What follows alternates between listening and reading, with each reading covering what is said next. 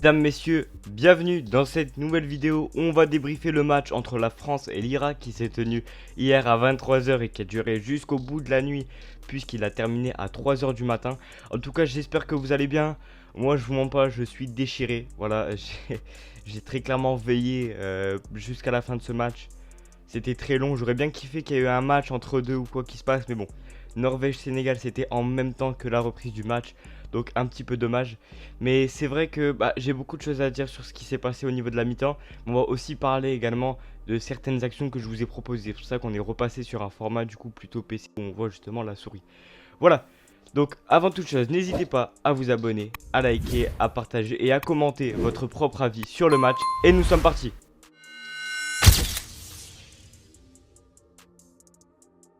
Alors voici la composition de l'équipe de France pour ce match avec un 4-2-3-1, donc la même formation qui a été reconduite pour les gars de Didier Deschamps. Mais on a quand même quelques changements dans cette équipe avec Manu Koné qui intègre le 11 à la place de Aurélien Tchouameni et Lucas Digne à gauche. Mais forcément aussi Barcola, bon c'est annoncé, il faut un petit peu tourner devant, on a quand même beaucoup de qualité. Et vu que Doué n'avait pas fait un match exceptionnel contre le Sénégal et que Barcola ait fait une plutôt bonne entrée, ça me semble assez logique que Barcola soit titularisé. On retrouve après une base assez solide avec Saliba ou Upamecano, Jules Koundé à droite, bien que j'aurais préféré peut-être Malo Gusto, à moins qu'il va le mettre sur le dernier match, je ne sais pas. Rabiot pareil, j'aurais préféré voir un petit N'Golo Kanté dans ce milieu de terrain. Et forcément l'attaque Mbappé, Dembélé, Olysée qui a fait quelques petits ravages. Voilà pour cette équipe. Sur la composition de l'Irak, je l'ai pas sous les yeux, je l'ai pas dans ce format là, donc je vais pas forcément vous en parler trop de l'Irak dans ce match là, on va plus se focaliser sur nos bleus, parce que bon, l'Irak ils sont bien gentils, honnêtement ils ont fait un plutôt bon match, en vrai ils l'ont fait avec leurs armes. C'est vrai que bon, il y a un manque de qualité évidente dans cette équipe, mais je trouve que c'est pas la pire de la Coupe du Monde, enfin quand on compare à la Tunisie, quand on compare, je sais pas par exemple... pas la Jordanie, en vrai la Jordanie ont fait une bonne presta contre l'Algérie, là ils ont perdu seulement de 1. Mais ouais c'est vrai que l'Irak ça fait partie des pires équipes, mais je pense que c'est pas la pire. Le Qatar par exemple c'est en dessous de l'Irak je pense en vrai. Donc voilà, on avait 2-3 joueurs sympas, Merchas Doski qui était vraiment intéressant là, le latéral du Victoria Pilsen, notre joueur à suivre, si bien pour l'Irak. Et puis on avait Kassem aussi là, c'était un ailier. Et leur 9 avant qu'il se blesse, il était assez sympa. Mais bon, de manière générale c'est une équipe très très faible. Voilà du coup, on va passer à la première mi-temps.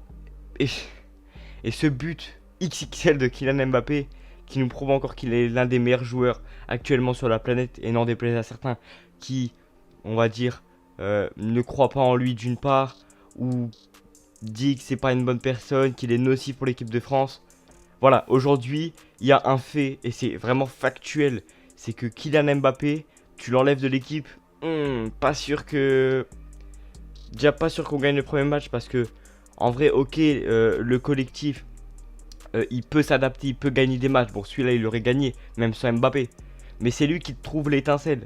C'est lui qui te change un peu ton match au final. Parce que là, s'il met pas cette frappe là, il n'y a personne qui la met en première période. Et c'est là aussi où j'avais un peu envie de revenir sur... Moi je considère pas que la première période c'est une bonne période. Parce que en vrai...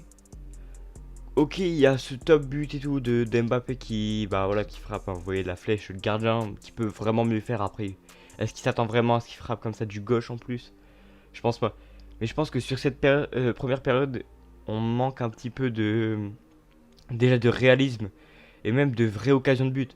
Parce que moi là en première période, il n'y a pas une occasion où je me dis ok là on aurait dû marquer. Voilà, là du coup Olysée qui a fait un peu le boulot quand même sur ses 3 défenseurs ou 2 je sais plus défenseurs irakiens.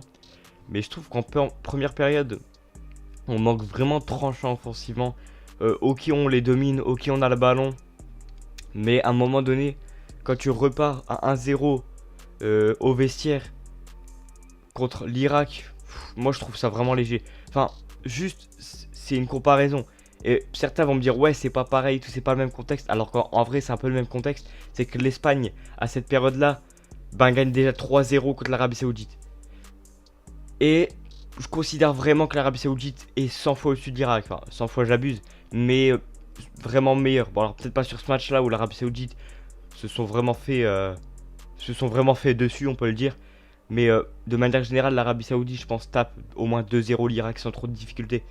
Mais ouais, là, c'est vrai qu'en plus, c'était pas forcément le plus gros bloc bas qu'on ait vu de la compétition. Donc je pense qu'on aurait pu vraiment trouver des espaces au lieu de tout le temps jouer sur la largeur. Bon, là, ça a marché parce que du coup, Olysée a trouvé Mbappé dans l'axe. Et parce que bon, il a bien éliminé les deux Irakiens. Mais sinon, je trouve qu'on a eu des difficultés à s'amener vraiment des occasions de but. Voilà, pour cette première période, moi j'étais un petit peu déçu, honnêtement. Mais bon, la deuxième va un peu rattraper le lot. Après, la deuxième est particulière, ben voilà. Please exit. Bah ouais. Franchement, si je vous dis honnêtement, quand j'ai vu un petit peu les infos tourner, je dis ok, bon, c'est les médias, on les connaît, ils aiment bien maxer le truc, ils aiment bien juste dire ça pour faire des vues et tout, pour créer un peu de stress. Bah, franchement, pour une fois, ils avaient raison. J'ai été mauvaise langue parce que, ouais, cette interruption là de 2 heures, je suis resté parce que. Parce que fallait rester, c'est l'équipe de France, mais si ça avait été un autre match, bah, ça aurait été 2-2 directement.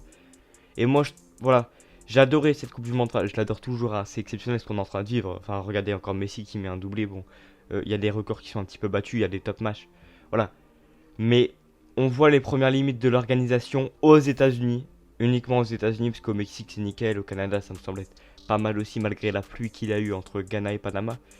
Mais moi, ce truc là de. Il y a un éclair à 13 km, on évacue le stade, et s'il y en a encore un dans les 15 prochaines minutes, bah ça repart pour un nouveau cooldown avant le retour des joueurs sur le terrain. Moi, je trouve ça un petit peu. Pas un foutage de tronche, j'irai pas jusque là, mais. Enfin, en vrai, est-ce qu'il y a vraiment un danger quand l'éclair est à 13 km? Bah, en vrai, je sais pas, je suis pas météorologue, donc je peux pas vous avancer. Mais je pense qu'ils abusent un peu, sachant qu'en vrai, à part la pluie et tout, bah, en vrai, c'était vraiment jouable, je pense.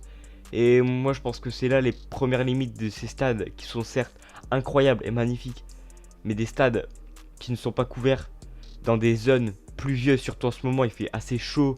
Enfin, ici en France, c'est un petit peu le carnage, on va pas se mentir en ce moment. Il y a des orages tout le temps, il y a de la pluie tout le temps, mais en même temps, il fait super lourd, il fait super chaud. Bah, aux États-Unis, c'est un peu pareil. Et je pense que là, ouais, le fait d'avoir des stades couverts, bah, ça t'évite tout ça. Et puis ça t'évite d'attendre jusqu'à 2 heures pour revoir l'équipe de France jouer sur un terrain qui est très peu praticable aussi. C'est. Voilà, moi j'ai pas trop capté le move d'attendre autant de temps. Après, c'est juste, voilà, c'est strict, c'est les règles, etc. Mais j'ai pas le souvenir qu'un match en France est déjà arrivé comme ça.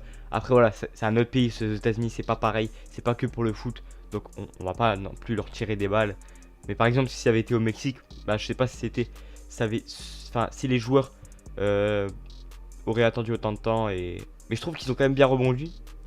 Parce qu'en deuxième période, 53e minute de jeu, euh, est-ce qu'on peut appeler ça une boulette de l'Irak ou juste. Même pas une erreur professionnelle.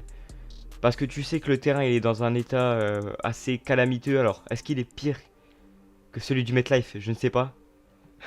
Parce qu'entre le terrain inondé et le terrain sec au possible, j'avais l'impression de jouer dans un désert. Et là, j'avais l'impression de jouer dans une rivière. Bah, je sais pas c'est lequel le mieux, mais en tout cas, bah, au final, on marque quand même ce deuxième but.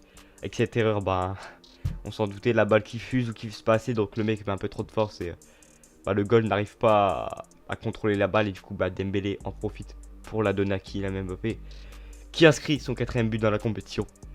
Voilà. Donc pas grand chose à dire sur cette occasion en réalité. Et là, ouais, du coup, c'est le second but. Le troisième but, pardon. Et ouais, j'ai mis 2-3 coups là de petits de feutres pour montrer un petit peu les joueurs qui étaient présents. Bah, on voit Mbappé là qui est seul. Genre, lui, il ne capte pas. Enfin, lui doit couvrir là, je suis d'accord. Mais je pense que c'est plutôt à lui d'aller sur Dembélé au marquage. Et qu'il y en a un des deux qui prenne Mbappé. Parce que, ok, si Dembélé est marqué, bah, Olivier peut largement en accrocher, trouver la passe à l'intérieur. Et Mbappé marque son triplé.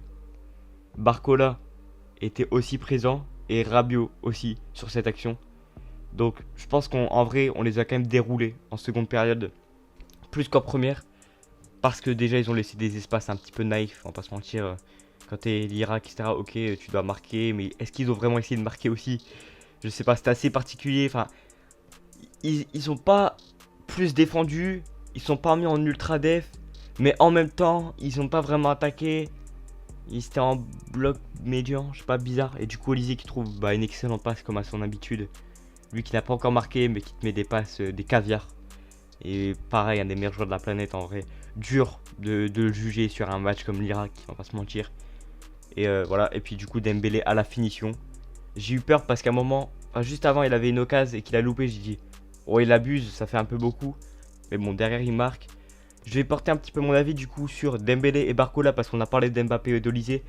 Mais voilà, moi je suis pas encore pleinement convaincu de Ousmane Dembélé et de Barcola. Il a fait un bon match, hein. Dembélé je dis pas. Mais je trouve que il manque d'un truc. Il manque de ce truc où il, il t'apporte autant qu'Olysée et Mbappé. Parce qu'à un moment donné, ça reste le ballon d'or de cette équipe. Le ballon d'or du mondial aussi. Donc moi je l'attends encore plus décisif, encore plus important dans le jeu. Mais il a fait un bon match, hein, on va pas cracher dessus. Barcola, compliqué, il n'y avait pas d'espace. Pas sûr que c'était un match pour lui, en vrai.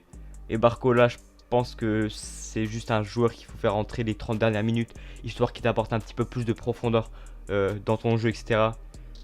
Mais franchement, je vois pas sinon en tant que titulaire ce qu'il peut apporter de plus que Désiré Doué. Et les entrants, en vrai, très peu de choses à dire, hein. Les conditions ont fait que déjà, tu pouvais pas jouer à 100%. Et ils ont arrêté de jouer. Voilà. Voilà. Du coup, ouais, cette image qui est top entre les deux. Et image que du coup j'ai sélectionné pour cette miniature de vidéo. Voilà, du coup, on a fini un petit peu cette analyse. Je vais pas repasser à faire des notes de chaque joueur. J'avais pas envie d'être sur ce point de vue. On a fait déjà beaucoup de notes. Les débriefs précédents, j'avais surtout envie de vous parler d'action de jeu et de ce que j'ai réellement pensé, des mouvements qu'on a fait et du coup de nos différentes périodes. J'espère que cette vidéo vous a plu. On a essayé de pas faire trop long. Je sais pas, on a combien d'enregistrements là. Mais voilà. Passez une bonne journée. Demain, on repart sur les débriefs. C'est vrai que j'en avais pas fait là pour Argentine que j'ai regardé. Argentine-Autriche, qui était en vrai un plutôt bon match. Ça va, c'était cool. L'Argentine confirme, même s'ils ont un petit peu galéré, je trouve. Pas non plus sans Messi. Par exemple, je sais pas si ça passe les huitièmes. Bon, un petit peu là-dessus ce que je fais. Ouais, forcément, du coup, Espagne, Arabie Saoudite, on en a vite fait parler là en faisant une référence. Et également Belgique, Iran, qu'on n'en a pas parlé. Est-ce que c'est nécessaire de parler de la catastrophe belge? Je pense pas. Voilà, du coup, demain on se retrouve pour Portugal-Ouzbékistan, pour Angleterre-Ghana. Et si je peux regarder la rediff de Colombie-Congo, je crois. Je sais plus, on va essayer de se faire 2 matchs sur demain, peut-être un troisième, on verra. Voilà, merci d'avoir suivi cette vidéo. C'était KOL7, passez une bonne journée. Ciao.